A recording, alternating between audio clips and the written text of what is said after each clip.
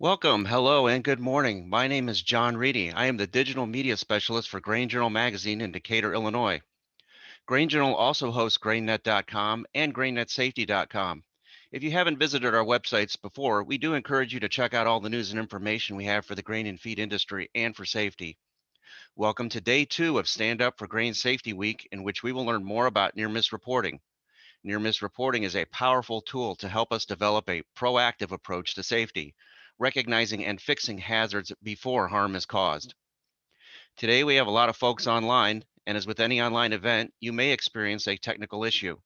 If you have any technical issues, please email ghscpromotions@gmail.com. You will see the email in your chat box. Learning sessions are brought to you by the Grain Handling Safety Council with the assistance of an OSHA Harwood grant and the generous support of our sponsors. If you haven't registered for the rest of the week's events, there is still time to do so. Use the link in the chat box, www.standupforgrainsafety.org with the number 4. These learning sessions would not be possible without the generous support of our sponsors and partners. Our sponsors include Bartlett Grain, Central States Center for Agricultural Safety and Health, CoBank, Control Stuff Inc., Grain Handling Safety Coalition, National Grain and Feed Association Foundation. Our partners are Central States Center for Agricultural Safety and Health, Central Valley Ag Cooperative, Grain Journal, and Lamar Advertising. This session will be recorded and available at www.standupforgrainsafety.org. You will receive a certificate from GHSC after the event. Recognize your stand-up participation and receive the stand-up certificate by registering on standupforgrainsafety.org. Due to the number of people viewing the event, the video and sound will be off today.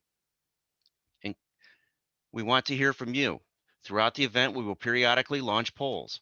Your participation in the polls assists us with grant requirements, so thank you. To show you how it works, let's start with a couple of poll questions. Tell us how many people are watching together right now. If you're watching by yourself or with a group, please click the appropriate response, then tell us what you know about near misses.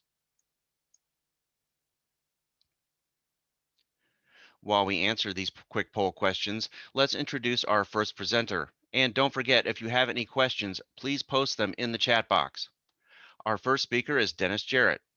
Dennis is the Vice President of Continuous Improvement for Teasdale Latin Foods. Dennis has over 30 years experience in continuous improvement, breaking down barriers to implement continuous improvement strategies in a variety of settings.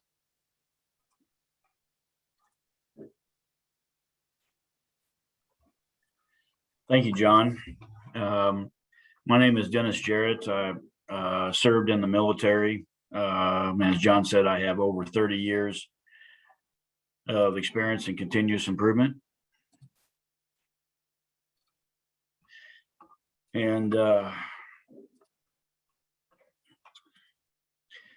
so today, the near misses material was produced under the Harwood grant, SH 99078, SHO, and it does not necessarily reflect the views and policies of the U.S. Department of Labor, nor does it mention trade names or commercial products, organizations, imply endorsements by the U.S. government.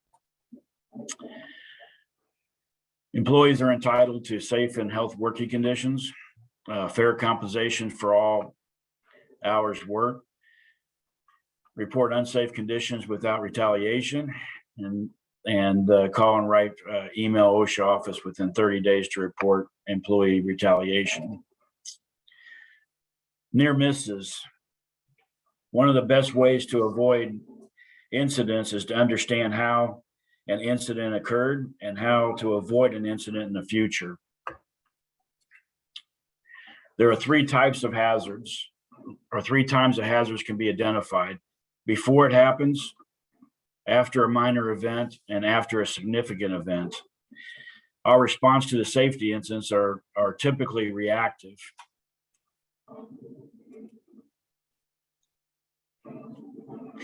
Near misses, identifying and responding to near misses is proactive response to a safety incident before it happens.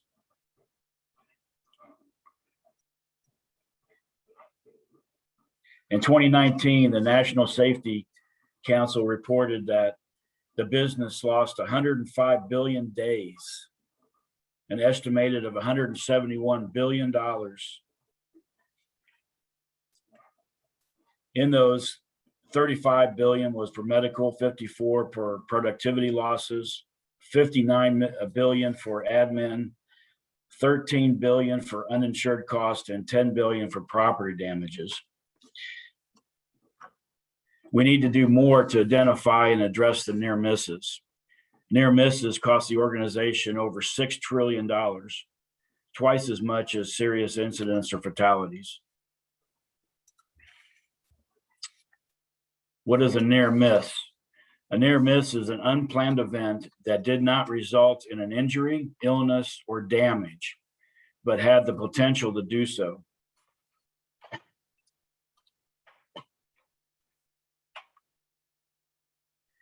Near miss signals a system's weakness. If not corrected, it could lead to significant consequences in the future. Near miss may also be called a near hit or a close call.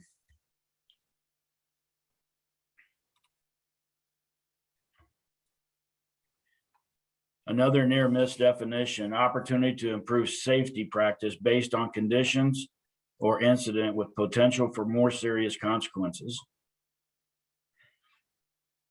Incident or condition is anything a witness views important to eliminate a potential cause.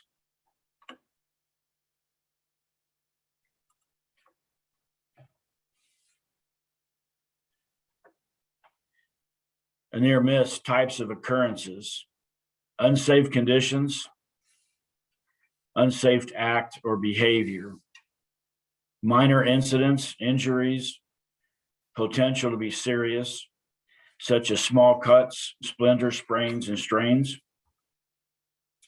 Events, injury could have occurred but did not. There could be property damage. Someone could have crossed a safety barrier, and potential environmental damages.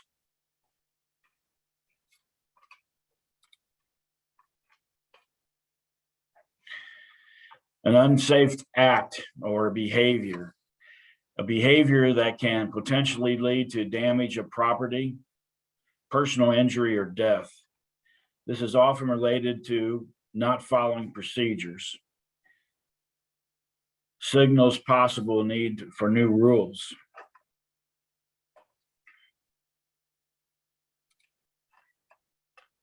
Unsafe conditions, circumstances, environment, or state of equipment which could lead to an accident occurring. The thing is independent or human interaction. Be careful not to assign blame to a person for an unsafe condition or a faulty procedure.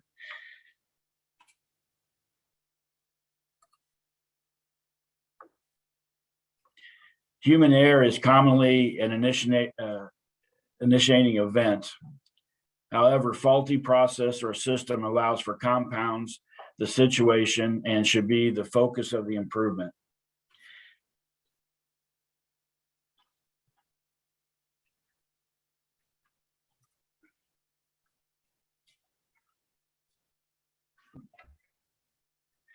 Oh no, this is on my phone. No injury or minor injury from the events, such as slip, trips, and falls. Forget sump guards before entering.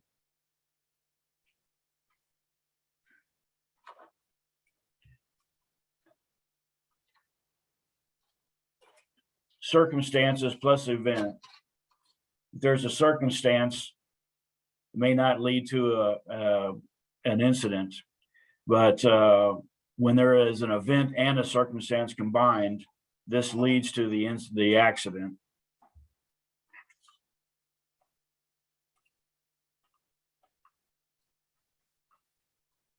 Unplanned event, a result in personal injury or property damage. A near miss is an unplanned event. It does not result in a personal injury. Did you notice that both of them, the accident and the near miss, are still unplanned events? The difference is that it did not result in a personal injury or property damage.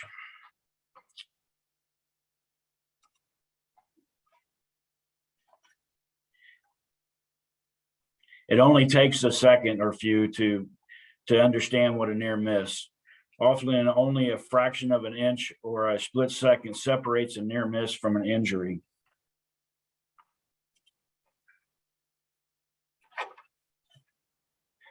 Heinrich's theory. It was Heinrich who developed the pyramid theory, a theory which states that every single fatal accident a business experiences, there will be 29 disabling injuries and 300 lost time incidents.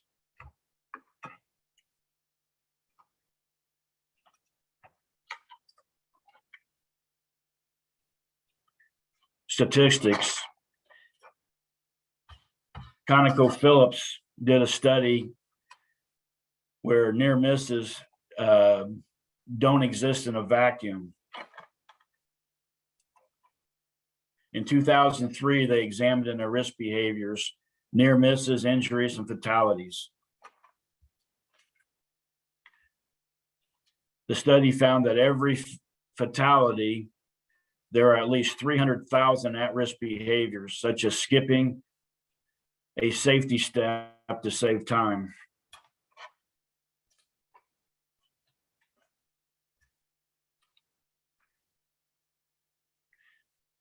Frequency versus severity. Increased frequency of incidents or close calls indicates an increased severity in incidents. Left unchecked, seemingly minor incidents can have serious consequences.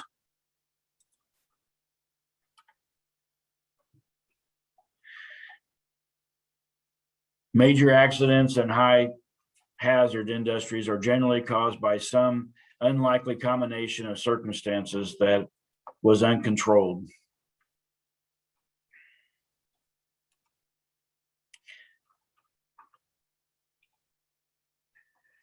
Thank you, John. I'm going to pass it back to you.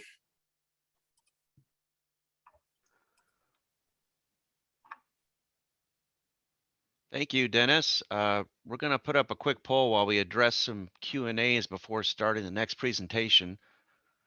Take a few seconds to show us what you learned and drop those questions in the chat box. There will also be opportunities to ask more questions later on.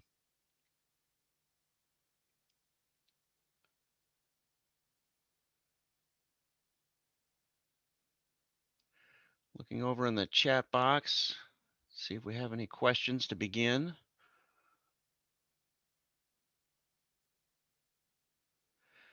There was a comment, I disagree with the term accident.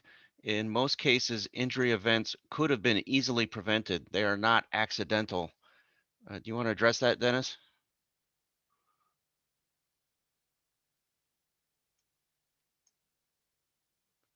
Could you repeat that question? It was more of a statement. I disagree with the term accident. In most cases, the person says, injury events could have been easily prevented. They are not, quote, accidental. That's probably correct. You know, an incident is, it didn't result in an accident, and I may have misquoted, so probably correct. Thank you, Dennis. If you haven't had a chance to put your question in yet, go ahead and do so now. As I said, toward the end of the session today, we will have more time for questions and answers. But as you pop them in the chat box, we'll try to get to them between presenters.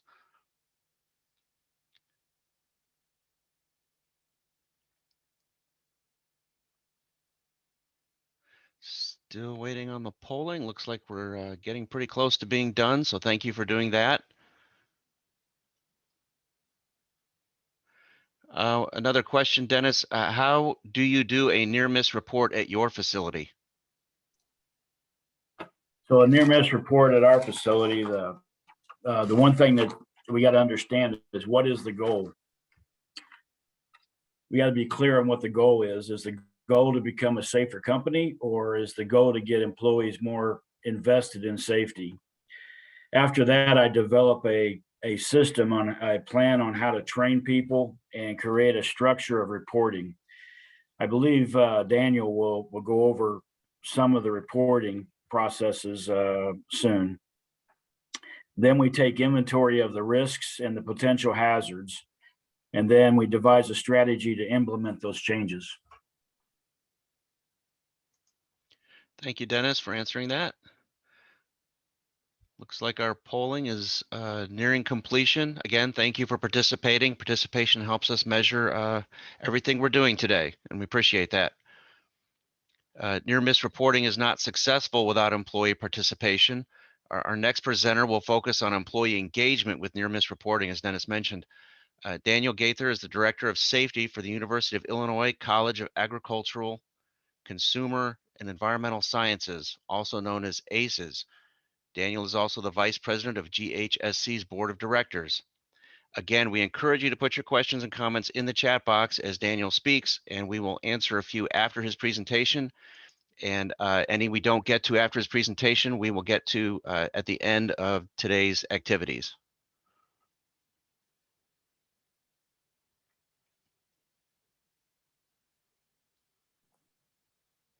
Thanks, John. As John said, I work for the College of Agricultural, Consumer, and Environmental Sciences, which is a mouthful, so we just call it ACES. Let me share my screen.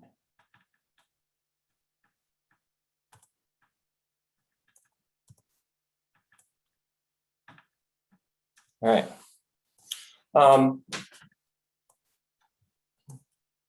My main focus here at the U of I is I work with the staff at our farm and research staff out at our farms, and also our new feed technology center that you saw in yesterday's video. Before the U of I was a safety manager at a local co-op that had 26 grain facilities. And this is where I really got into the passion of grain safety. This is how I got on the GHSC board. And this is where I first implemented my first take at a near miss program. Near miss programs are very difficult, as we'll talk about.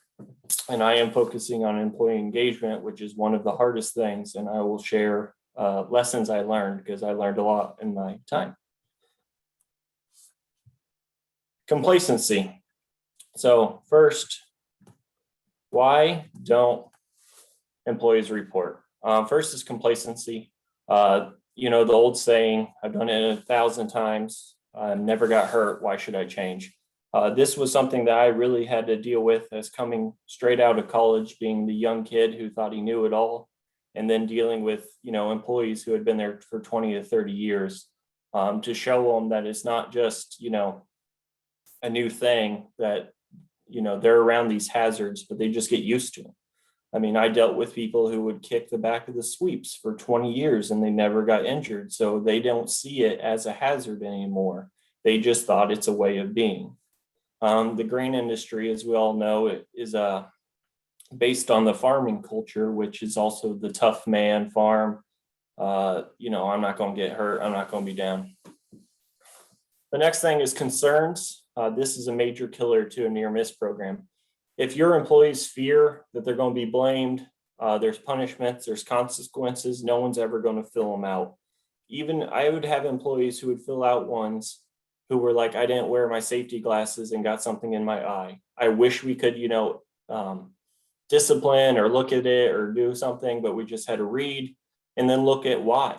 Why did that employee not wear his safety glasses? Instead of caring about, he broke a rule, why did he break a rule? Did he not have them? Did he not have access to them? Laziness.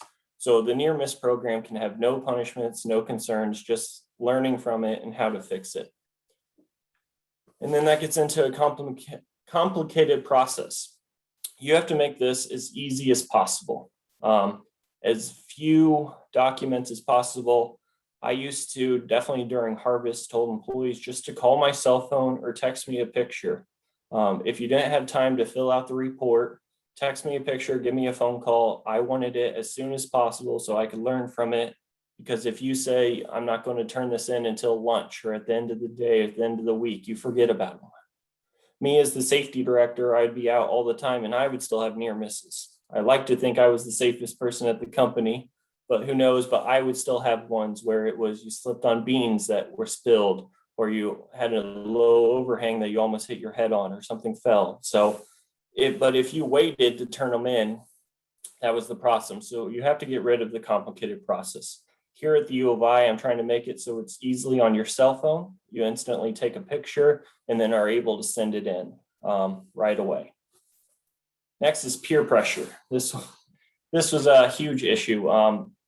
Some workplaces are still like high school where it's not cool to, do the right thing. So at my old company, I literally had like a north and south, and the south was more old school and would give you a hard time about anything, anti-safety, filling out paperwork. And then the north, I had a manager who was all about near miss reporting. So in the north, it was okay to fill out a near miss. It was, you were praised. It was a good thing. Where in the south, you were literally peer pressured. You were a suck up. So to be able to overcome peer pressure, you have to have those middle managers, or even your leader. It doesn't have to be a manager. The leader, all the guys look up to one person. This person has to embrace the near miss process. Otherwise, it will be considered like sucking up or something. So that's a killer if you have that stigmatism, that peer against a near miss. And that goes into the next one, concerns about reputation and embarrassment. So again, you can't be considered, you don't want to be the suck up to the safety guy or the suck up. So you have to make sure that it's managers are encouraging all employees to turn them in. Managers themselves are turning them in. I had one facility, of course, the manager never turned in one. So his guys never turned in one. I had another facility, the manager would sit down with his guys at lunch and fill out any he had for the day. So of course my numbers were up huge in those areas. Next is they don't want work interruptions. So this comes down to managers more than employees, but you have to give your guys or girls time to fill them out. They need to understand that it's okay to make that phone call, take a picture, or come in and fill out a near miss report, or have them text it to you somehow that you get that information in as soon as it happens. Because my philosophy is with 26 elevators through the old company, if it's happening at one, it was probably happening at other ones. So I wanted to learn from it and get the information out in an email blast or something, or say, one I can remember is we had a machine shed that had giant overhead doors, and the overhead door ripped out of the bracket and fell to the ground, like a 40-foot door. So instantly we took that near miss and then reviewed why it happened, and then went and looked at the other 15 doors we had at the company to make sure that they were bolted in, they would handle the load, and this couldn't happen. Because if it would have fallen on someone, it would have at least been a broken bone. Next is avoid the red tape, the bureaucracy. So this was an issue. If you just get a near miss emailed into an email address or sent in, and you never talk to the employee that filled it out, or it sits there and you don't look at them to the end of the month, they'll never turn one out again. So at the beginning of my policy or near miss program, I would call the employee and say, thank you for turning it in. We'll look into it. We're going to send an email. It's going to be brought up at the next safety team meeting, something like that. Because if they send it into the void and hear nothing back, or it gets tied up in red tape, they won't do it again. You have to instantly show them that what they're doing is important. Otherwise, the employees are going to be like, why am I doing it? If it's just to make a quote of, I have to get 5 near misses in this month, they're not going to do it. They're going to half-ass it, or they're going to make ones up. That goes in the last one on this is lack of recognition and feedback. It's kind of what I just said. You have to make sure they understand that what they're saying is being heard. Some employees really want to make the workplace a safer and better environment. I would have ones who were asking, instead of a near miss program, can we have even a hazard ID program so that, they can turn in things that weren't a near miss, but could have been a near miss for someone else, because employees want to make a place safer and see that their concerns are heard. So you have to make sure that you address them. So why should employees? A near miss is a warning sign of potential future accident. So like I said, with 26 locations at my old place, if it was happening there, it's happening at multiple. I would have months where I'd have the same near miss from 2 different locations often. So it was definitely happening. Near miss reports give managers, employees information about their current work conditions. So you can see if you have, a ton of near misses that are extremely dangerous or could have been life-threatening, you have some major issues you need to address. It's when you get near misses that are more freak, accidents, that a wind blew something that should never have moved off. But if you have the ones, when I first started this program, I had ones, and you'll see some that you make your skin crawl of, that could have been death. That could have been death, like these turned in. And the process should be simple, blame-free, to encourage reporting. So how to encourage the reporting? So you have to make it a culture, top down. It has to come from the CEO, the president. This isn't just a policy to check a box for an insurance company. This has to be something they believe in. This was an argument I had with the old CEO, is the CEO wanted near miss numbers to be low because that means you had a safer location. I wanted near misses to be high because that means we're addressing more things. So it's really a mix to persuade the top to understand that near misses aren't a bad thing. It doesn't mean you have an unsafe environment, even though it could. It means that we're learning from what is happening, because they are happening. They're happening anywhere. At the safest companies, they're still happening. So we have to have that culture of safety and learning. You should start meetings with near misses. I implemented this. Anytime we had a meeting, we would sit down at the table, we would ask people, what is something good you saw employees doing safe, and what is something bad? So we'd have 2 or 3 address and talk about it. And usually we would come up with a near miss that happened at their facility. You have to keep it simple. Just keep on reminding. If you make them, write a page or a half a page of what happened, they're not going to do it. And also, some of these people hate writing. If you make them write something and judge them on their writing and all this, they might not do it. Some of them, aren't very good at writing. So you have to make it as simple as possible. That's why I like the phone call or a picture, because a picture, tells you 1,000 words. You have to train on how and why to report. So this kind of, as Dennis talked about, it all depends on your company. So at my old company, there was a culture of not reporting injuries that were, slight. So that's where that slide came in, of splinters, bruised knuckles, something. So these were getting unreported because they didn't find them severe enough to report them to HR as an injury. So I said, let's start reporting them on near misses. So at least I am tracking that data. So it all depends on what you want to track as a management. Some companies are really good that any injury is going to go through their HR and injury system, where mine was not. So make sure they understand what they're reporting and why they're reporting it. You can also have in there that hazard ID. So say an employee saw a anchor sticking out of a concrete where they walk through, and they didn't trip and almost fall, but they just realized it. You could have that as part of your report, that they recognized that was a possible hazard and fixed it. So it all kind of depends on your company on how you want to steer this. You have to act quickly on the reports.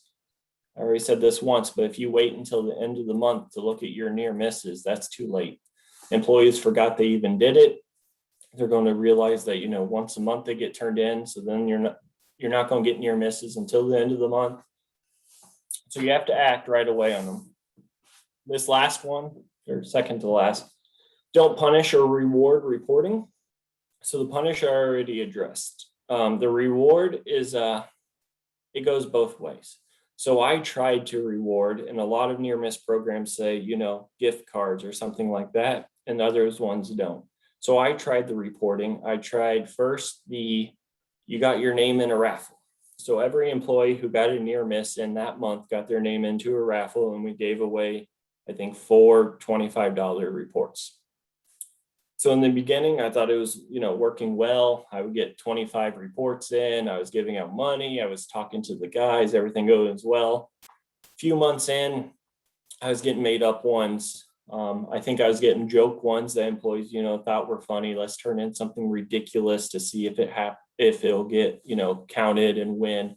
So the more and more I read about near miss is rewarding is usually not your way to go, because it does become that culture of they're just doing it to get a chance at $25, or they're making ones up to get their names in. So that was a tough one learned. Here at the U of I, I'm not going to be rewarding money. It's a little different, at a taxpayer facility that you can't do it anyways, but I think I'm going to try not to give out the money. We just need to, as the last one, celebrate successes. So if you can have managers, praise their employees for turning them in, or say, come on guys, let's get 15 in this month, or tell me about them. That's what we need to be doing. By the way, if there are any questions, I do see the chat. No, that's a long one. So yes, I see the ones about injury. Okay, I'll get to those. So next, this is my old form. Like I said, this one is pretty long. I've tried to shorten it down. Who, what, at the top, employee name. This is also a thing that I always taught that can be optional. Some employees don't want their name associated with it, so you should always give the option for it to be anonymous. And then sometimes employees will see other employees doing something very unsafe and want to report it, but want to be anonymous, so they're not, being a tattletale. So ours, we would then ask for the elevator, because I had 26, and then a detailed location so that we could learn what happened. So if it was at, yes, the question in the chat. So then we wanted to learn where it happened so we could go investigate. If it was at the top of bin 1, please say that, or if it was at the fuel shed. And then a quick who, what, where, when, and why. Just have the employee tell you what happened in their words. This is when someone would call me. I would always have these on my desk or with me. If they're calling me, I would just then jot it down for them of who, what, where, when, and why. Why did it happen? I was walking through the dump pit and someone left the door to the boot pit open, and I could have, fallen 20 feet to the bottom, or the safety chains weren't put up. Then what we did to get employees to be engaged is we had this risk assessment that they would fill out themselves. So this was just, for them to start thinking about the near miss, not to just report it, but how likelihood was it, was it, walking through that boot pit that you do 150 times a day and someone's going down there? Very likely. So this, I would just let them select. And then I would also let them select the potential severity of the outcome. Usually they were pretty close to it, but some of them they would see as a minor injury, I would see as a serious injury or death. But it still allowed them to have ownership in this process.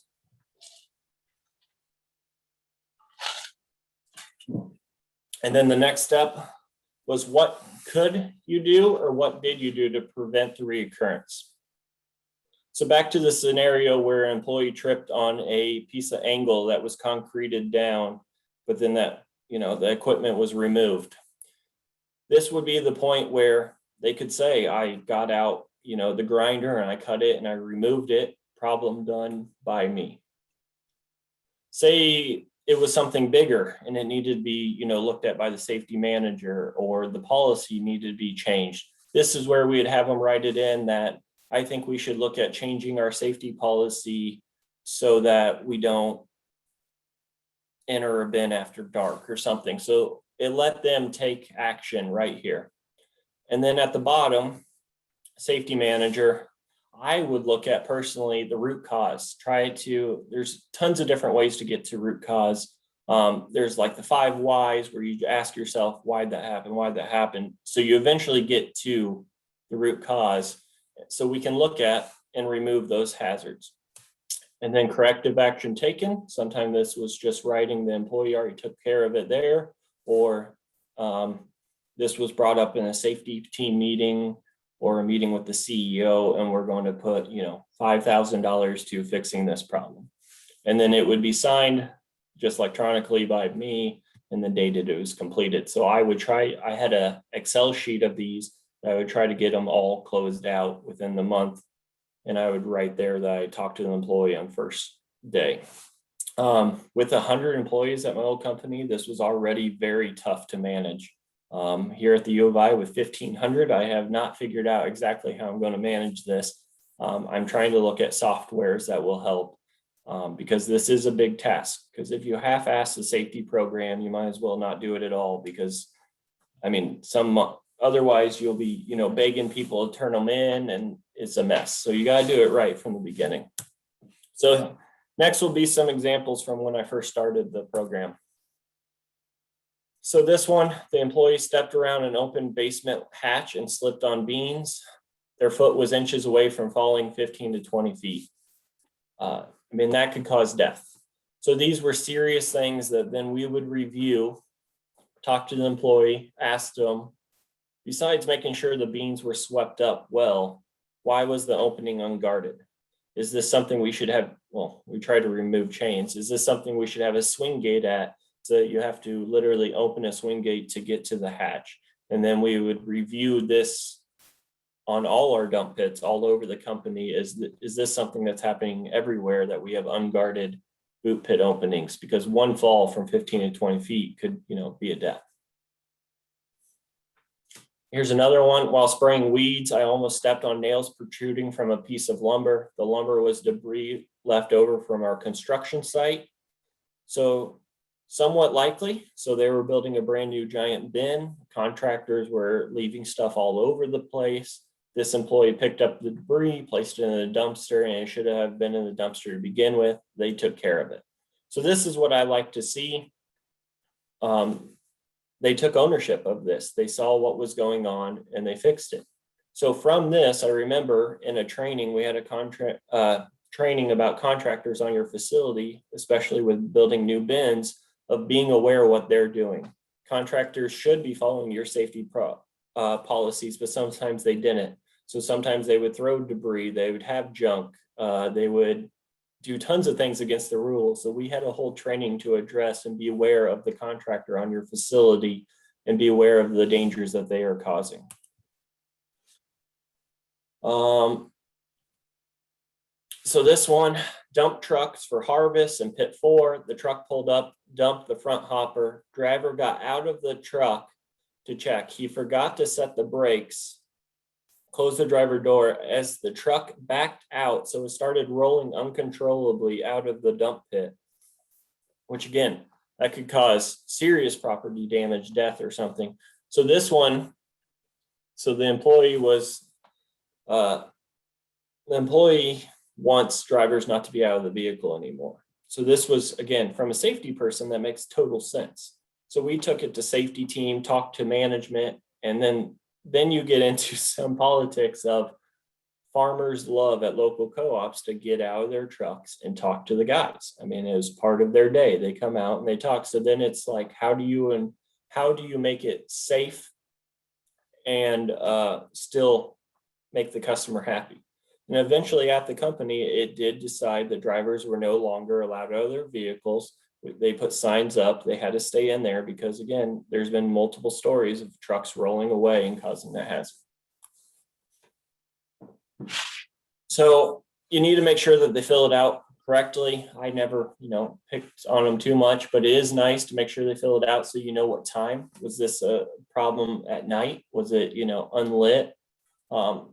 Didn't fill it out completely. Is this a suggestion? Didn't say by whom. But again, we got the report in. You just have to keep on telling them to fill it out the best they can. This is what we don't want to see. And this makes safety people go crazy. Went down into the tunnel to change a reclaim and barely made it out, a lack of oxygen. So I have no information here. I instantly called the person. I don't know if, they almost literally died, if it was, bad atmosphere, why we weren't running. I believe this is one of those freak near misses. They were taking part in old reclaim, and they believed that there had been fumigant still stuck in it. So there was literally the smell of fumigants. So these are very scary. Instantly need to be investigated, need way more information on what happened. It could have been just that the employee was out of breath down there. So we need to get all the information right away. So this just covers that again. We need to know more.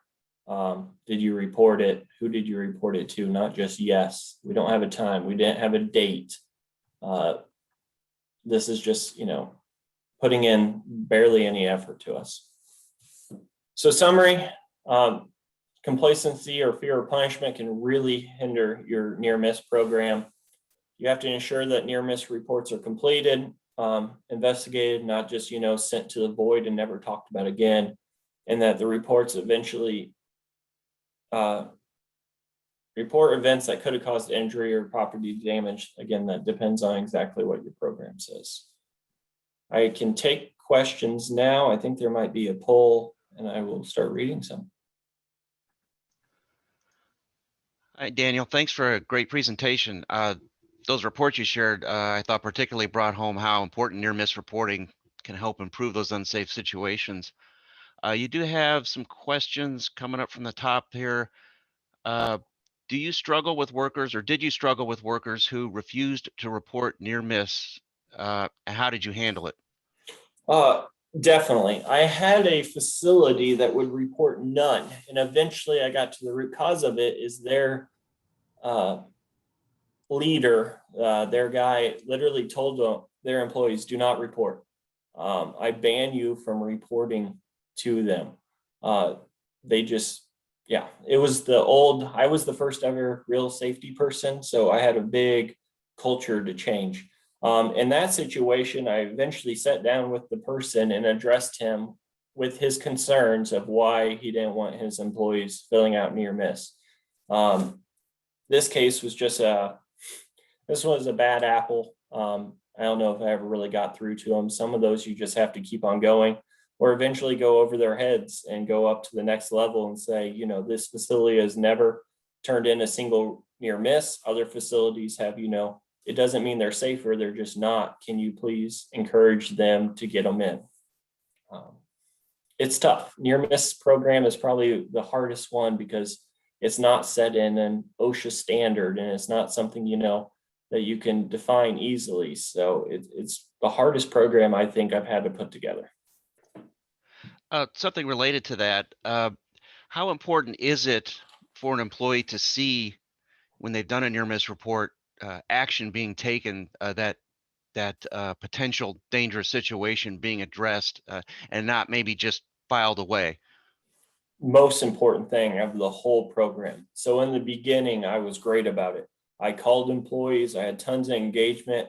Then harvest hit. It was still small local co-op. So I was in a track mobile the whole harvest, sitting in there, not out doing safety. So I was not able to call and check on these people, and the program just died. By the end of harvest, I think I went from having 25 to 50 near misses a month going into harvest. At the end, I was lucky to get 3. So if you don't instantly call them, especially on their first 1 or 2 near misses that they turn in, they won't ever do it again because they're like, why did I do this? The ones who I did instantly call and would go out, chat with them, they turned them in forever. So I would say that's the most important, is to give that feedback back to them. This might be a related question. Have you considered recognizing participation in the safety process, establishing the process where everyone has the same ability to participate? Yeah, I've always believed in giving all your employees a voice. The employees that talked the most or gave me the most near misses, when I would stop at their facility, wanted to talk about what they've seen, what they've done for safety. These are the people I wanted on my safety team. My safety team or safety committee was made up of boots on the ground workers. I didn't need more managers in this meeting. This was just boots on the ground, no managers. Tell me what's really going on. Give me a voice. I'm like, I don't even need to know your name or who you are, but I can fight for you, because sometimes the safety person and the worker are on the same side and it's a bigger problem or a whole issue. So it's not fixed right away. And we have a suggestion here, and that brings up a good point. If you have some suggestions for some ideas you have for encouraging employee participation, please share them in the chat box with us. We'd love to share that information and learn from each other. Definitely. This question has, have you thought about learning teams versus incident investigation teams? The learning team is responsible for coming up with corrective actions.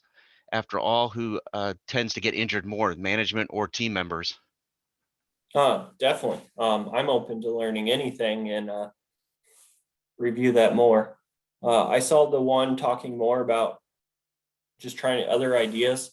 So if you don't go with the rewarding them with gift cards, another way is just pizza lunches or something that, doesn't single out them turning a near miss. But if this facility was really good and this facility, turns them in and does it all the time, maybe you can reward the whole group of them and say, that facility got a lunch for being great about near miss reporting. So then you're not singling them out and they're not, making ones up.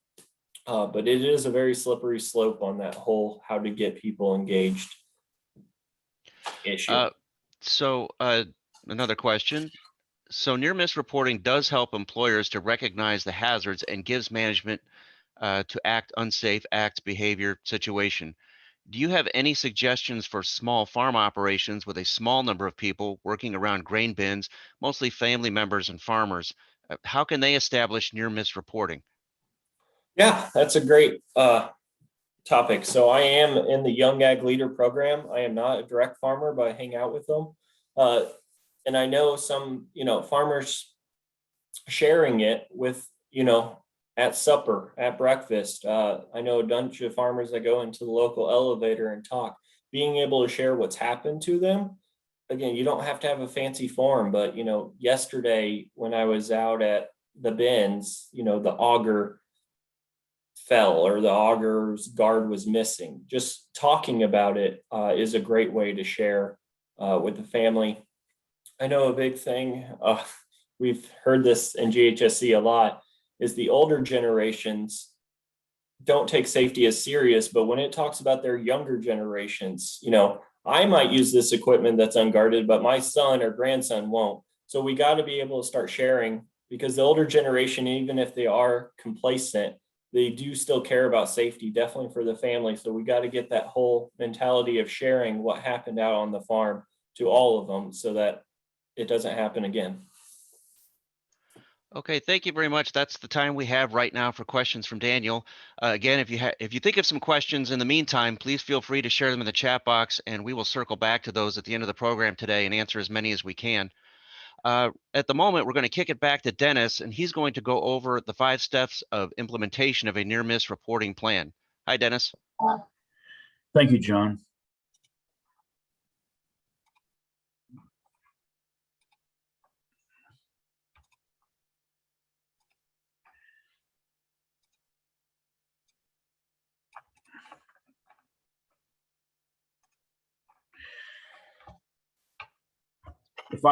The stages to implementing a near miss. First thing is identification. We identify what the near misses are. A good example that we had at the company I worked for was employees were having these little nicks on their fingers. It was a film manufacturing company, and they produced large trash bags. And we would take a walk out there with management, and we would observe the process.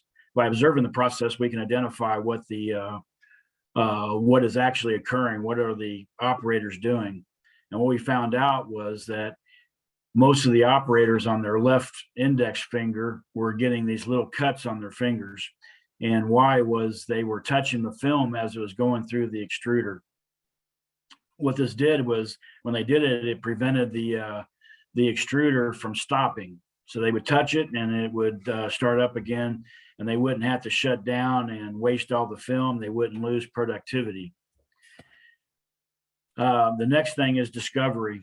So in this walk and identification, we were discover what the root cause was.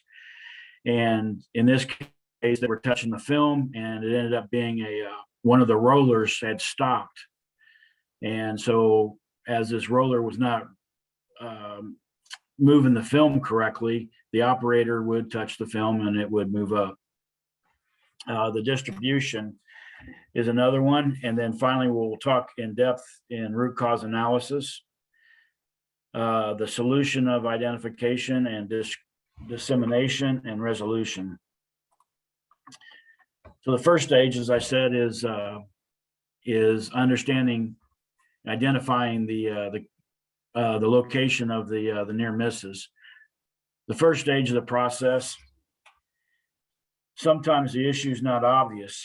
And so if you go out and you observe the processes and really observe. I had a boss once that he would stand out on the line, and he may stand out there for 4 or 5 hours. And I remember him smoking a cigarette, and he'd just stand there and watch it. And the ash on his cigarette would get longer and longer until he actually observed what was actually happening.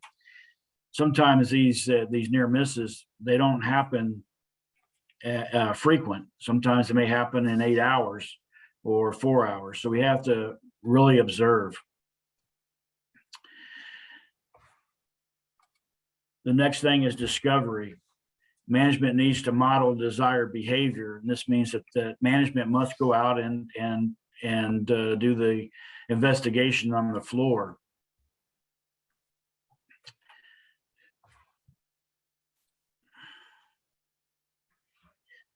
Distribution.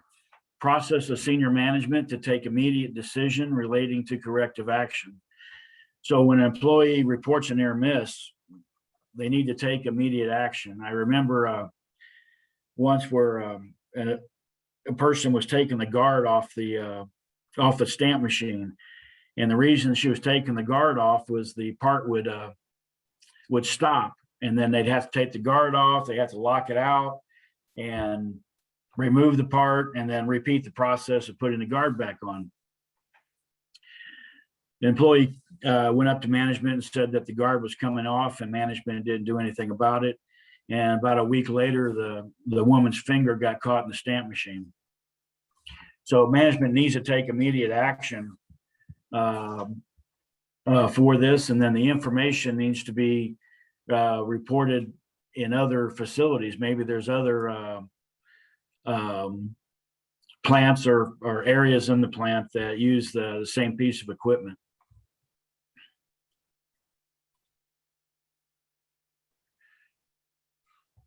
There's more than to meet the eye. It can easy to look at the situation, identify the most obvious reasons. A lot of times we jump to conclusions of what the root cause is. I remember one time where we were in a facility and there was a knockout in the electrical box, and it probably been in there for 20 years. And at some point, the vibration ended up moving the knockout into the electrical portion of it and shorted out the entire building. So it was hard for us to really identify what the root cause is. And, you can't put blame on it if something happened 20 years ago. But it would have been easy for us to overlook the root cause and just say it was a power outage. What the company ended up doing then was they went through and looked at every junction box to make sure there was no more of these knockouts in it. If we had just overlooked it, we would have said, oh, it's a power outage, and moved on. In the situation then, that we found 5 more boxes that had these knockouts in it.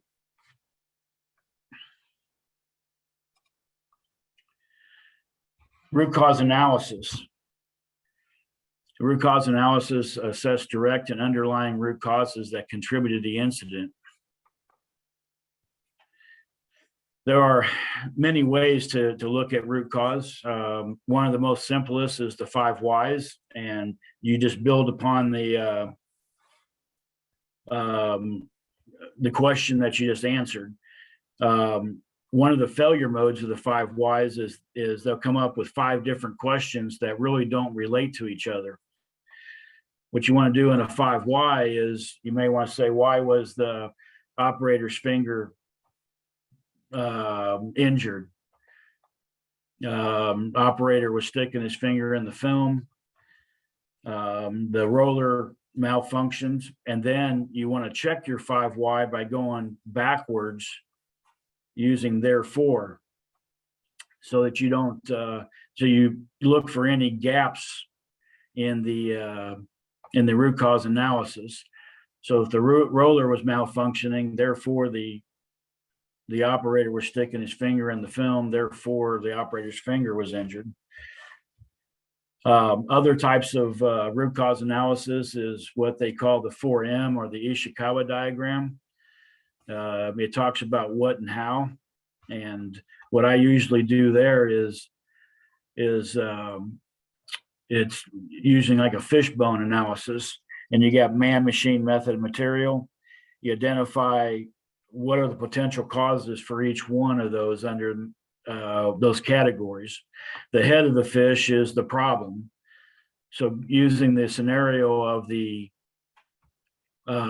operator getting his finger injured, we could the operator is sticking his finger in it. We could say the machine, that the roller malfunction, the method, that maybe there's the opening of the film area is too wide. And we put those in there. Then I would circle at least 3 of the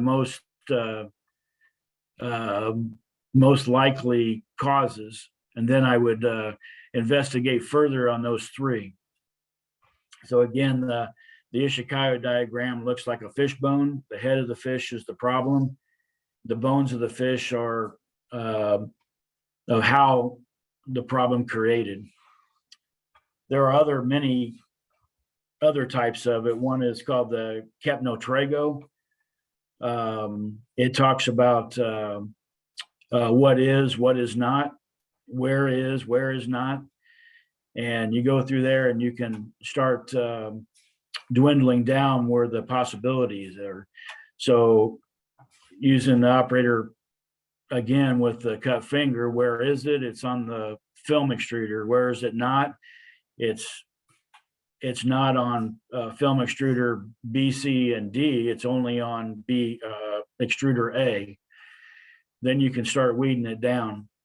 When is it? When is it not? You can say it's on first shift only. It doesn't happen on second or third shift. Maybe it's the time of the year where it's seasonal. It only happens in October. It doesn't happen in April. So another great tool to use is the Kepno-Trago, the KT analysis.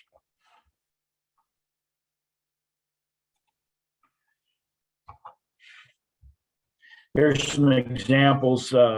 Near miss, 2 colleagues are working in a storage area where a ladder is being used improperly. The ladder falls, but neither staff member is injured. No property is damaged as a result.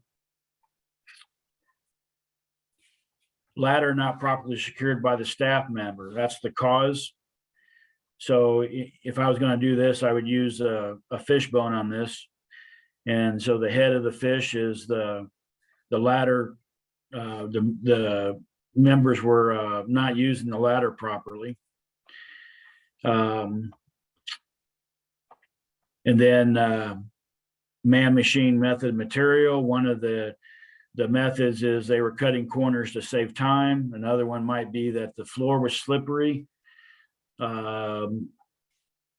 It could be that the method is a lack of training. They didn't know how to use the ladder properly, and we would circle which one. In this case, the reasoning was they were cutting corners to save time. The root cause is pressure to meet the unrealistic targets. And So here we would have to look at, why are the targets unrealistic? It's easy to say a ladder fell due to improper use or failure to follow safety procedures. By asking why procedures were not followed, it discovers time saving is being prioritized above safety. The pressure is likely causing the unsafe condition.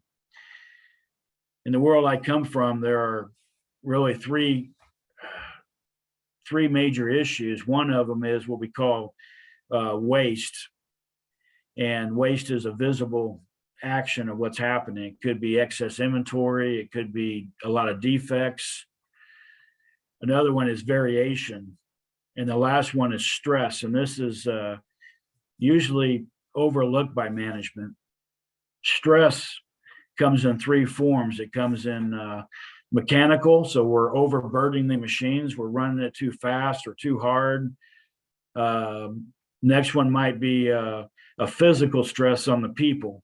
So we're putting a lot of stress on the people's backs, or doing different things like that. And we got to make it easier. And the last one is mental stress. In this case, that if we put unrealistic targets on people, they're going to have mental stress. And what follows that is going to be mistakes. Example number 2. Experienced maintenance supervisor uses wrong drill bit. Drill skips and narrowly misses the employee fingers. So here's another example of near miss. The cause was the wrong drill bit for the material and task. Reasoning: cutting corners to save time. Root cause: bit was requested several times. Management failed to purchase, but deadline on employee for project. So again, here I would probably use fishbone. So the cause of it, the wrong drill bit was used. And then man-machine method material. So in this case, maybe one of the methods might be an unorganized workspace. I know at my house, my drill bits are all messed up. So I may have already had a drill bit, and I'm asking management to order me a new one. But if I had 5S my garage, I probably would have had a decent, been able to find that drill bit. Him using the drill bit is another method with that. So it's easy to blame the employee for being lazy or not knowing the process or using the wrong drill bit. Asking why procedures were not followed, discover the project completion was prioritized above safety management. Management failed to purchase the right equipment after several requests. So in this case, in some root causes, there are actually three legs to it. The first one is the cause of the incident, and in this case, the cause is really the wrong drill bit. The second leg is why wasn't it discovered? Why wasn't it foreseen that he was going to use the wrong drill bit? The last leg is what we call the systemic leg. The systemic leg always leads back to management because they own the process. Part of the process is making sure that we have the right inventory in stock and following the process when we have the request. Many times companies will use cost savings as not purchasing items need to be profitable. And so this is a part of management where they own the system. And I would look into that more deeply in this. Again, there are three legs to a root cause: the cause, the non-detection, and the systemic.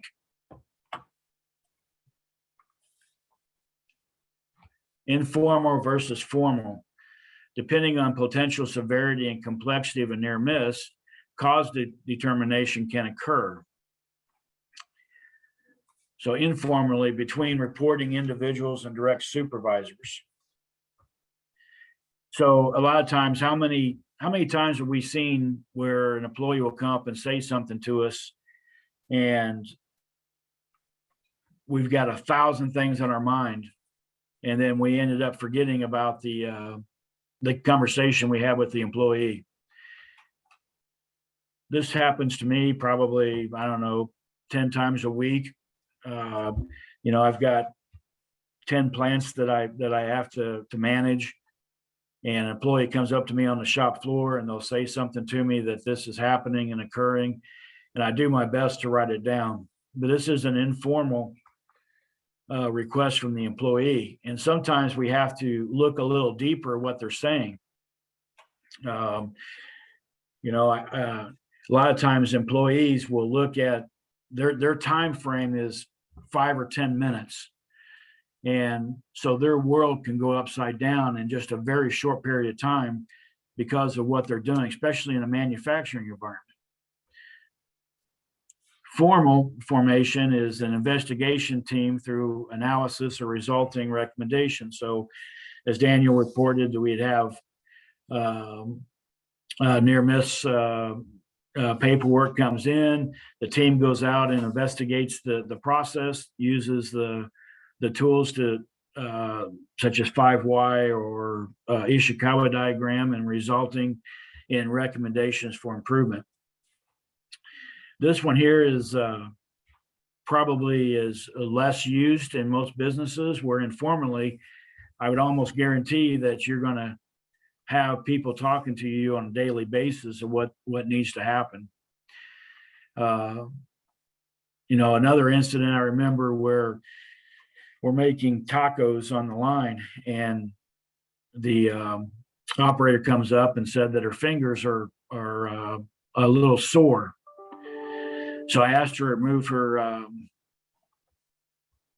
gloves, and when she did, she had a little blister on her finger. And these tacos are about 180 degrees coming off the line, and so we had to put something in place to prevent that.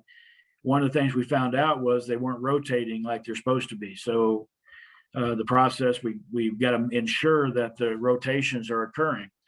So the systemic root cause was management was not paying attention to the rotation, was not enforcing it, and the operator was on the line too long. Other things is, why is the operator having to touch the taco shell, and why are we aren't investigating how to automatically move these taco shells from point A to point B?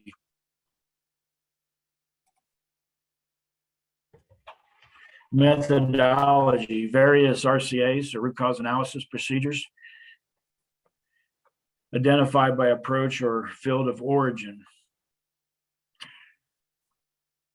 So a lot of times these are safety-based, production-based, process-based, failure-based, system-based. Again, the methodology is there's 3 legs.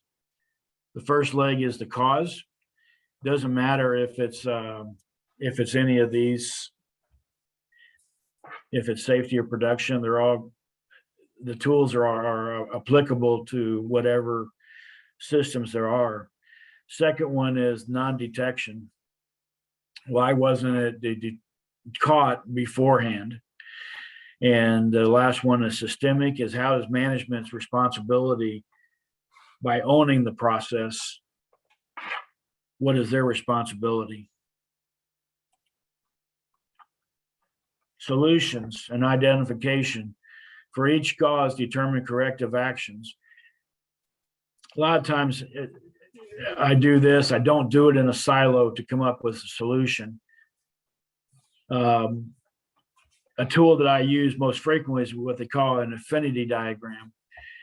And so I'll use Post-it notes and have the employees or whoever the members are in the root cause analysis write down what their solutions are.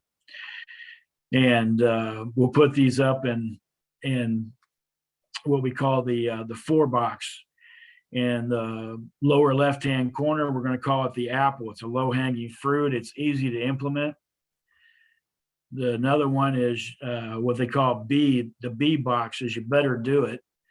It has high gains and it's low work to implement.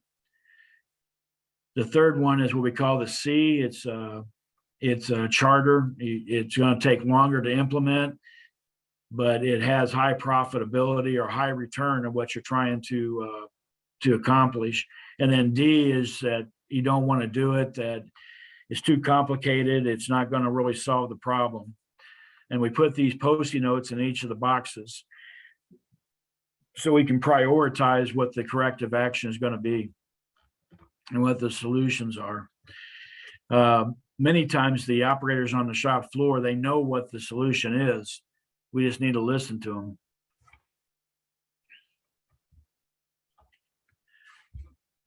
Discrimination and implementators send corrective actions, all persons who benefit from the information. So in this case is we want to share all the information that we have with as many people that are affected by the cause. So if it's an operator on the line that's affected by, we want to make sure that they're trained, that there's a new procedure in place. Include people implementing corrective action at location where near misses occurred. Again, many times we make a corrective action, we create a new procedure, and we don't train the people. We need to make sure that people are trained on this. One of the great tools in this is what they call training in the industry. It was developed in the 1940s, right after World War II, and the thought process is how do we send our men to war and have the women go into these factories and build bullets and tanks and stuff? How do we train them up very quickly? And one of the ways is what they call training within industry. So what is the procedure? How do we do the procedure? And what is the important parts of this procedure? And a lot of times we train them on what it is, but we don't explain to them why it's important. And so if an operator's sticking their finger in the film, why is it important not to do that? Operators' first thought process is keep production running. They don't think about safety, especially the younger generations. They believe they're superpowers, and they can be faster than the equipment.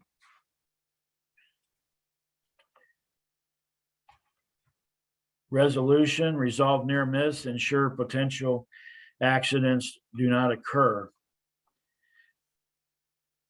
Essential to success of near miss program.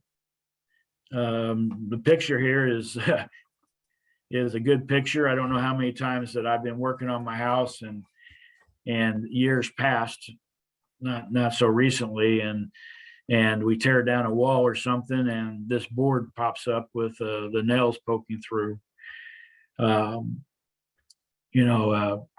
Pretty easy for somebody to step on the nail and get a nail in their foot.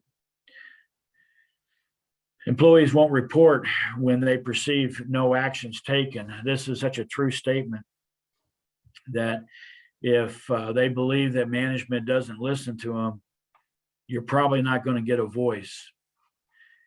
There's management has to listen to the people. In the U.S. military, when I had a soldier come up to me and say, I've got an idea for an improvement, I'd listen to him. If I can't implement it, I'd go back to the soldier and I say, sorry, we can't implement this because of these reasons. Employees are okay with not being able to implement their idea. The main thing is they want to be able to be heard and a reasonable answer why you can't do it. Maybe they got a great idea, but it's too costly. Help them bring the cost down. I had an employee come up with an idea to improve productivity, and I said it was too expensive. And we sat down and we came up with a better solution. So employees won't report these things, and they won't give you more ideas or report near misses if they think they're not being heard.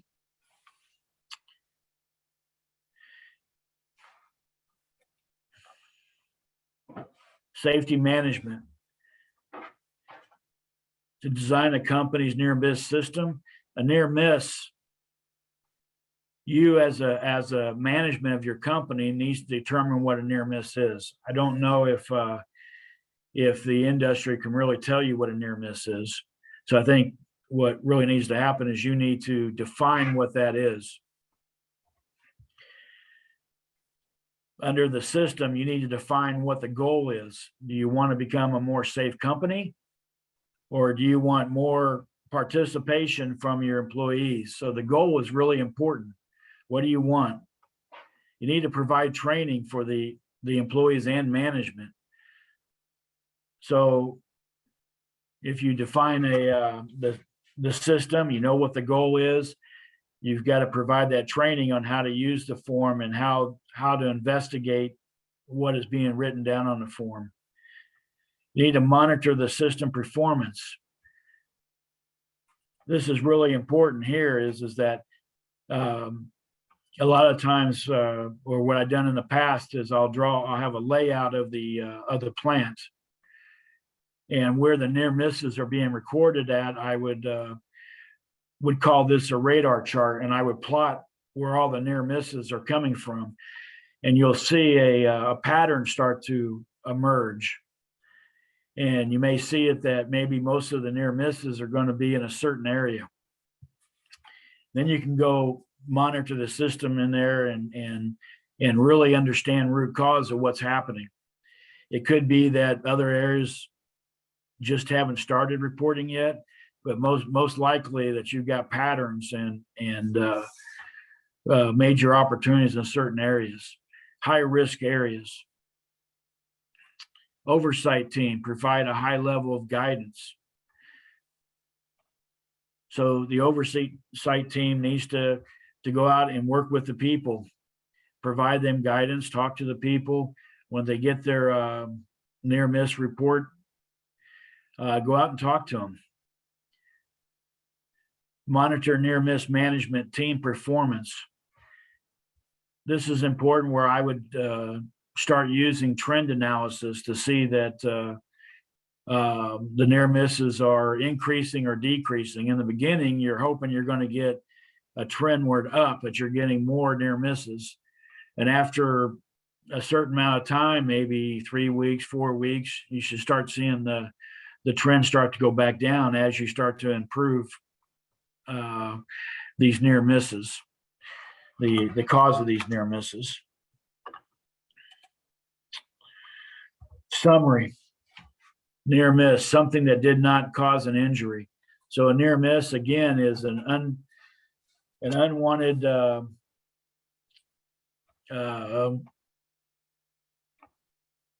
incident where it could have resulted in an injury or an illness or damage to property, but did not occur.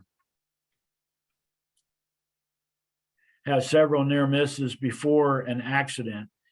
So as we talked about Heinrich's model in the past, that you could have up to 300 near misses before an accident occurs.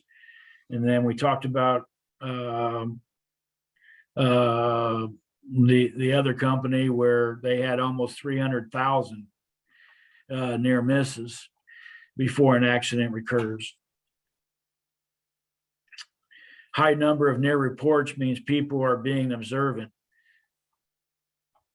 If you're not getting much reports, your near miss program is not working. I would encourage you to try to get as many as you can. I don't know if you necessarily need to put a number on it, but you should be requiring maybe one a week from an employee or something like that. But if you're not getting much, you need to investigate why the near miss reporting is not working. If you're getting a lot, that's fantastic. And then you need to go out and and resolve these. Talk to the employees, make sure that they understand their voice is being heard. Use root cause analysis to investigate near misses. Root cause analysis, the easiest one is 5 why. Another one is that I use highly is the Ishikawa diagram or the fishbone. There is the KT model, which is and what, where is not, who is not. It's a great tool to narrow down the scope of where the problems are actually occurring. Action on reports must be taken to keep employees engaged. If you don't take action on it, you're going to lose the employees and they won't participate in the program. If you believe in it, they believe in it. If you don't believe in the program and you don't follow through and you're not engaged, guess what? Your employee is going to follow your leadership. So be engaged. So employees they will follow you. And if you're not engaged, they're not going to be engaged. Get out there and talk to them. So I'm going to pass it back to you, John. Okay, thank you, Dennis. The implementation of a near-miss reporting program and root cause analysis really gets at how we can improve safety after a near miss. When implemented, it really invites everyone from the floor to management to participate, take ownership of that solution. And then, of course, sharing that information with everyone keeps everyone involved and engaged. Excellent, thank you. We're going to take a few seconds now, show us what you've learned. Drop those questions in the chat box. Keep your information coming. There will be opportunities to ask more questions later, and we're going to have another poll.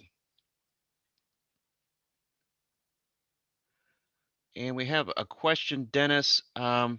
Is incentive a good thing? I don't know. I've seen it both ways. Incentive can be good if it's used in the proper way. Incentive to reduce accidents, I've never felt it was good because then people will hide the accidents. I had a girl once that in a molding factory where she stuck. We had to use a brass tool to remove the mold. And by using the incentive program to reduce the accident, she didn't report it and it was stuck in her hand. And a couple of days later, we found out it was severely infected. Incentive programs for near misses could be highly effective.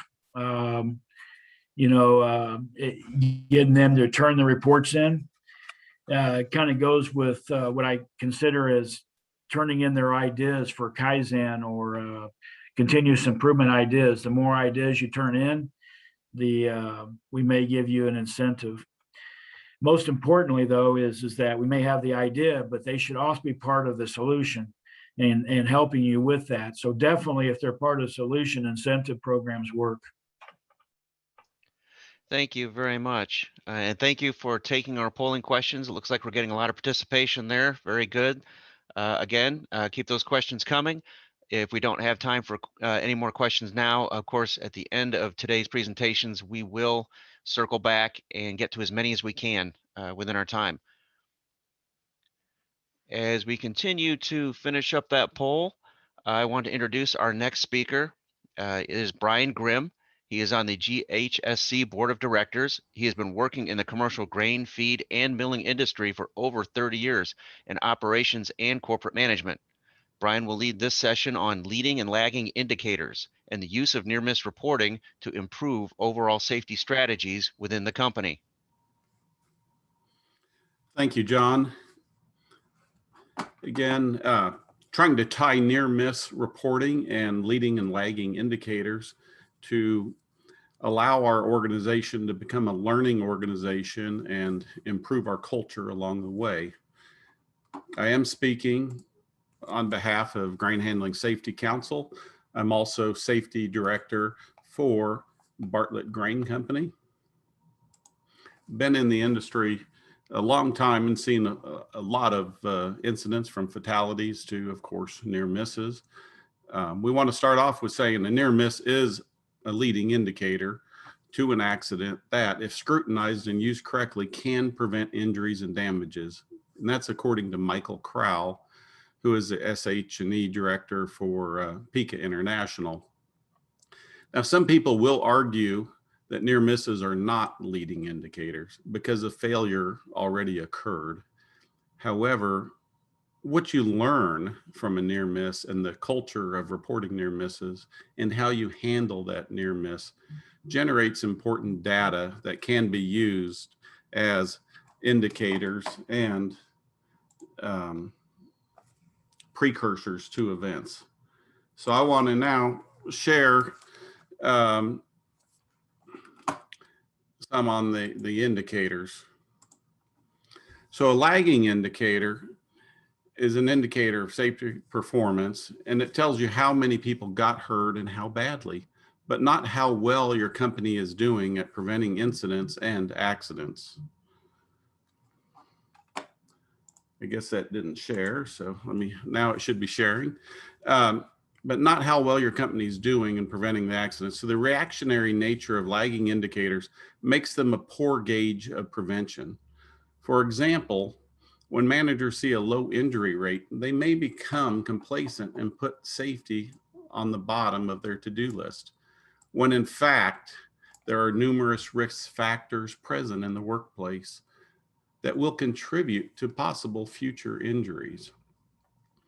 And one thing I like always to point out is the lack of injuries does not imply safe working behaviors or safe working conditions. And again, that's a trap you could fall into real easy if you're just simply paying attention to injury statistics. Leading indicators are measures intended to predict the occurrence of events in the future. Leading indicators tend to be proactive, preventive, and potentially predictive measures that provide information about the effective performance of safety and health program activities. And their goal is so that they could drive improvements in correcting workplace hazards and reduce risk. So typically, again, these leading indicators should track even small improvements in performance. They tend to measure positive items instead of just negative incidents. They enable frequent feedback, and that's very important, again, to have the communication flow back and forth. They need to be understandable and credible to the actual performers. They can be predictive often. And also, it's there to really build on productive, constructive, corrective actions, things that are actually going to make a difference and improve the conditions and the culture. When we look also at lagging indicators versus leading indicators, lagging indicators look at past items and tend to measure failure. They're reactive. Leading indicators measure performance. They look to be proactive by looking at prevention efforts, how you are carrying out your system of controls, what you are observing, and how you are preparing your team members. So they are supposed to be about how you are doing and looking forward. Leading indicators basically fall into three categories. There's observation-based, and this is where you assess a specific instance or you assess a behavior and determine the risk of injury. Examples of a leading indicator can include, your number of safe operations or observations, unsafe observations, and participation in your program. Where operations-based indicators relate to the functioning of an organization's infrastructure, possibly like how your work schedule influences safety, how productivity measures and safety interact. And they might look at your risk assessments. And system-based leading indicators relate to management of your safety system. Examples include maybe measuring management commitment, measuring your culture, team member attitudes, and also perceptions and beliefs of your team member. To tie near misses and indicators together, we need to be able to pull useful information for the data and investigations. We want to look for hotspots and trends. Obviously, if there are multiple incidents in the same area or on the same task or with the same shift, with the same person even, you know what I mean there, it's easy to see the trend and recognize it as an area needing more focus. It's real easy to pin everything though on the human error, but human error, you know, we kind of need to build some of that into our process and expect to some degree that there will be, you know, mistakes made. This is why looking at practices and procedures is so important. You need to identify possible faults in the process or system that allow or compounds the situation, focusing on the improvements to the process. And this is, again, we just talked about investigation and root cause analysis, but good investigations and good root cause analysis will uncover the areas needed for these improvements. And it's going to allow us to develop that strategy that's needed. So again, how does management, upper management, use near misses to find indicators? We need to focus really on the items that may predict serious injuries and fatalities, SIF. And I usually pull all first aid events and other incidents into the same analysis. One of the safety organizations, DECRA, did a study and they say 32% of near misses often do have SIF potential. This also means 68% of near misses do not have the potential for severe harm. But by analyzing all of them, you may put trends into perspective, and those trends might point to a bigger area of emphasis that we need to look at. And that could be, it could point to a pattern of shortcuts, maybe a lack of effort, things like that, that really point to a larger problem and could have SIF potential. So when I'm analyzing and looking at the data, I'm looking at those areas, you know, that tend to really have the most SIF potential, which almost always, if it involves lockout, tagout, if it involves a confined space, if it involves falls from height, and also line of fire incidents. And I tell you here lately from experience, our whole industry needs to spend more time and effort teaching team members about line of fire. And if something could go wrong, what path would that energy take? Oftentimes that team member is in that path of energy and is the source of potential harm. So again, we also want to look for control systems that are missing in these observations.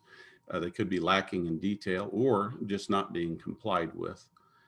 And often when we look at the control system, we're going to find policies, permits, checklists, training, job hazard analysis, and design systems that need to be changed. How does management also use this? We're going to focus and try to find similar trends. And it might be, again, across any kind of incident. You might see where training is being just phoned in, maybe by a leader, maybe, you know, again, not putting that effort into the training. You may see where checklists and permits are not being filled out correctly. And if you see a pattern, maybe where guards aren't being put down after maintenance.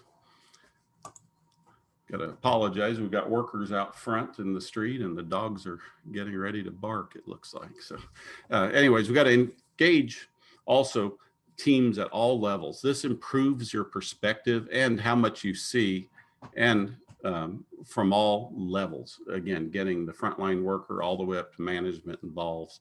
You're going to get the best stories usually from that front line. When we work with them, we're going to try to develop, again, corrective actions that improve our process and our pre-job assessments and our plans and procedures. Because again, it's very important to have a plan of attack on all of these tasks. And by discussing in the pre-job, we're going to root out a lot of the source of risk. The pre-job discussions do focus your team on the plans and procedures and the obstacles that may be present.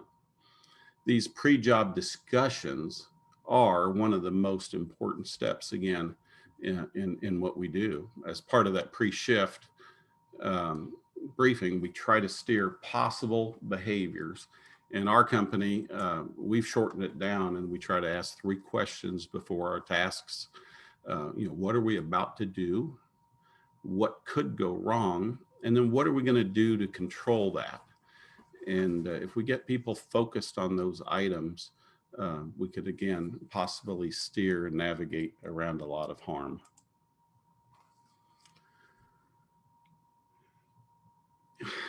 Again, near misses and fatalities, there's really little difference sometimes. Usually only if one factor changes, we could either have a near miss or as severe as a fatality. How often in your investigations have you said, darn, we got lucky on that one? What if you were unlucky on that one? I do remember one of the best safety years I saw. Every accident that we had really ended in, or incident that we had really ended in a first aid. Again, it could have been much worse, but that year, everything was minimal. Those exact same incidents happened the following year, and those same events ended up being restricted duty cases. So one year, a guy didn't hurt his back. The next year, a guy hurt his back and was put on restrictions. The same level of exposure existed in both cases. It was just a different outcome. So when we look and we consider that, that's why it is important to study these near misses. We want to pull data in that shows a potential breakdown in our process or a team's lack of focus. And again, we're going to use data from near misses. We're going to use data from interviews. We're going to use audit data, survey data, anything to try to show where our process could be broken. We're also going to look at some other common indicators in our industry. I'll tell you, OSHA has a really good publication called Guidelines for Safety and Health Programs. And they list a number of common indicators that we could use to track performance, level of worker participation in program activities, the number of hazards, near misses, first aid cases reporting. Again, typically you want to encourage those reports coming in. So, if we're punishing people for reporting near misses or first aids, we're going to drive those numbers down. And again, we want to be a learning organization, so we need that data to come in. The amount of time it takes to respond to an incident, the amount of time to maybe close out a corrective action or things that could be tracked, the number and frequency of walkthroughs. And if we look again, some of OSHA's lagging indicators, the number and severity of hazards identified during inspections, the number of workers who, have their training complete is a great leading indicator. Timely completion of corrective actions after a hazard, timely completion of planned preventative maintenance. Again, this is very critical. And again, if you've been around long enough, you've seen where preventive maintenance, if it's not done on a timely basis, can lead to catastrophe. And then also workers' opinions about the program effectiveness and from a safety climate or a safety opinion survey. So kind of in summary, we want to talk about, it's very important to know not all companies are the same. Everybody has a different safety environment and a safety culture. We have different team members and we have different leaders. So with that said, there are no silver bullets, no secret measures, but you need to put together measures that move you forward at whatever pace your situation allows. Sometimes there's an opportunity for a big step change where you can make major improvement. Other times you could put together measures that just allow you to make small incremental improvements. Continually build on that safety culture that you have. We need to continue to encourage and strengthen stop work authority with our team members. It's one of the most important things. If it doesn't look right, if it doesn't feel right, our team members have the ability to call pause to that action and allow us to step back and reassess. I've never heard anybody say communication is great. This we need to always continue to improve and open those lines of communication at all levels. We need to be open also with our investigations, communicate not only up to senior managers, but we need to communicate with all levels of team members and be inclusive with that participation and information. And when we do have these indicators, we need to share those indicators and measures with the entire team so that the team can all align and know what our goals are. And again, how are we performing to those goals? So by analyzing, near misses, sharing that learning with others, the data collected, we can develop and measure proactive leading indicators. And that's kind of the point what we want to draw out of studying near misses. And that's really all I have. Turn it back here to John. Hi, thank you, Brian, for sharing your wisdom and experiences. We're going to take a couple of minutes to finish up our last poll and answer a couple more questions. And you'll see the poll pop up right there. Please take a second or two to answer those questions. That will help us out. And make sure to throw some questions in the chat box or some observations if you have them. I had one quick question, Brian. You mentioned not letting a lack of injuries lead to complacency, if you will. And so much of what safety managers do relies on communicating. And you mentioned communication toward the end. In your experience, how do safety managers build a successful continual line of communication? Is it as simple as knowing there's an open door policy? How do employees know their input is welcome? I mean, to me, you've got to be out there in the field. I've always enjoyed talking with the team members and having that relationship. That's the easiest way, because if they know you're out there and you care, they will provide that information. I could tell you from personal experience, when our safety team is out and about, we do hear a lot of things. We are approached by a lot of team members who feel comfortable coming to us. And again, I think that just comes from the frequency of our visits. And again, safety is from the whole team. Safety is not from the safety department. So when we recognize that, we do treat them important, and we do listen to their concerns. Thank you very much. And remember, folks, the difference between a near miss and an injury or fatal incident, it's an inch, it's a split second. It's the difference between a life-saving correction and an incident that could permanently affect your life as much as the life of a coworker. So please continue to share your insights in the chat box and questions with our speakers. Our speakers will be available after the session ends to finish up questions. So ask away. And we're still looking at poll being answered. We're getting some good response here. So thank you very much for that. And looks like we have some solid answers there.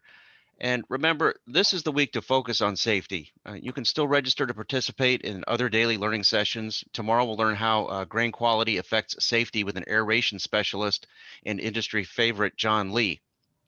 Thursday, we have bin safety with great live demonstrations from Asmark Grain Training Center in Bloomington, Illinois.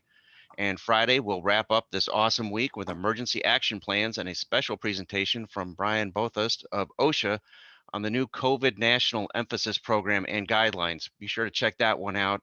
COVID remains with us.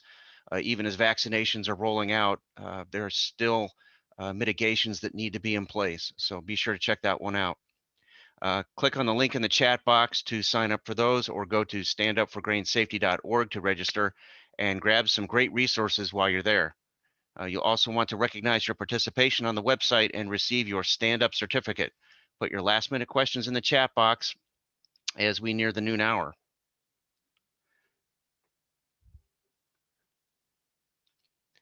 Before we take any last-minute questions, let's take a moment to thank our sponsors for this free learning session as well.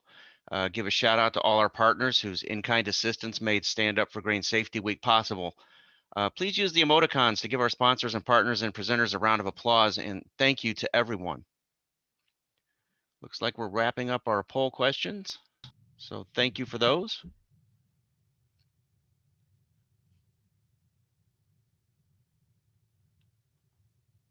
And could we have the speakers open their cameras so we can all ask them questions?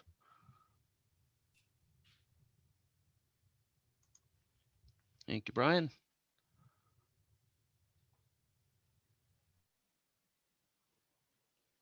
Thank you, Dennis. Thank you, Daniel.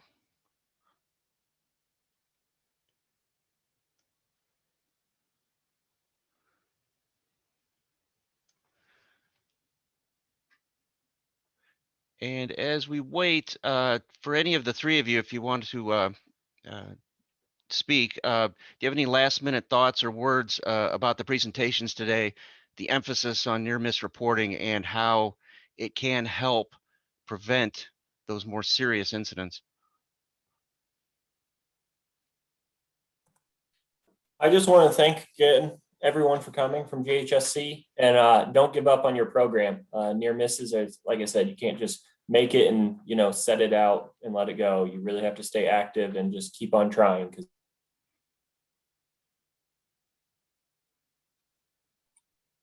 it's better and you will see results eventually. Yeah, and don't give up on your near miss program.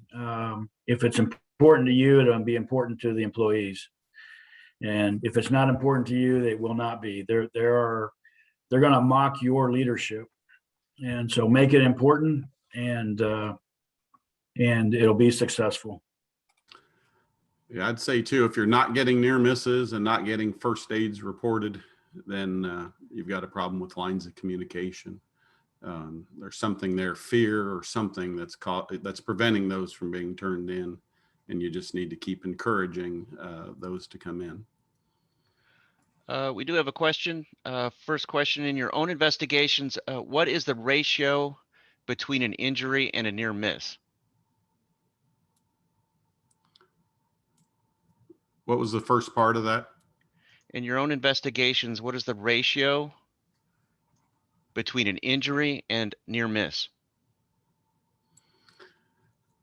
From real life, we, out of, let's say 30 locations, most of your near misses are coming in from maybe 10 of them. So we, first of all, we do recognize that not all near misses are being reported, but we tend to see the number of near misses and first aids being about the same. And then naturally a huge fall off. I mean, we just really don't have a lot of recordable injuries, but we do say near misses and first aids tend to be fairly even. Being in 7 different industries, the near miss to accidents is somewhere around 270 is where my statistics fall. So you'll have about 270 near misses to an injury. And a lot of times people will use their small injuries like cuts and things like that as a near miss. So I agree with the previous statement that they can be equal. Thank you, Dennis. Question, what trend data app is user-friendly, most reflective? Which products would you suggest to use, which is easy for data input and results? For me, I like Excel the best. I think it's fairly easy if you're, especially if you're Excel savvy. There are other data apps like Minitab or iGraphics that I use to collect the data and put it in there. iGraphics and Minitab will provide the statistical analysis and the graphs that are nice and pretty for your leadership. Excel also is easy and takes a little more effort to get the graphics to work and things like that. Thank you, Dennis. I mean, we use Decra Insight, which is the old RCI product, and it seems to meet our needs. Thank you, Brian. We do have a lot of smaller facilities out there, so this question has come up. How do you implement this type of program in a small facility that might have limited resources? Are there simple ways to get started? Yeah, for about 12 years, I had a plant that I managed that had 20 people. And with that, you're so close to the operations that it should be fairly easy to get the near misses and have them go out and give you opportunity or observations of what they want to improve on is what I did. And many times it leads to an improvement, not just in near misses, but also in productivity or organization skills or even maintenance repairs. Having those 20 people, they're going to be so close to each other that they know they're such good friends. They're going to know what's going to happen. I just want to say, don't try to reinvent the wheel. Safety people are really good at citing other safety sources and using them. So feel free to go out there. You can find a great program. GHSC is working on near miss this year. We're going to have more data out there. On the grainsafety.org, we have a lot of policies and programs for small farms and small co-ops to take and implement into their own facilities. Just badge it the way you want and you're ready to go. Thank you, gentlemen. This has been a tremendous session. That's probably the time we have for questions. Remember, if you throw one in the chat box later, we can get back to you. Remember, our presenters are going to stick around and try to answer those additional questions. We want to thank you for your participation today and standing up for grain safety. Please stay safe. We hope you'll join us for the rest of the week.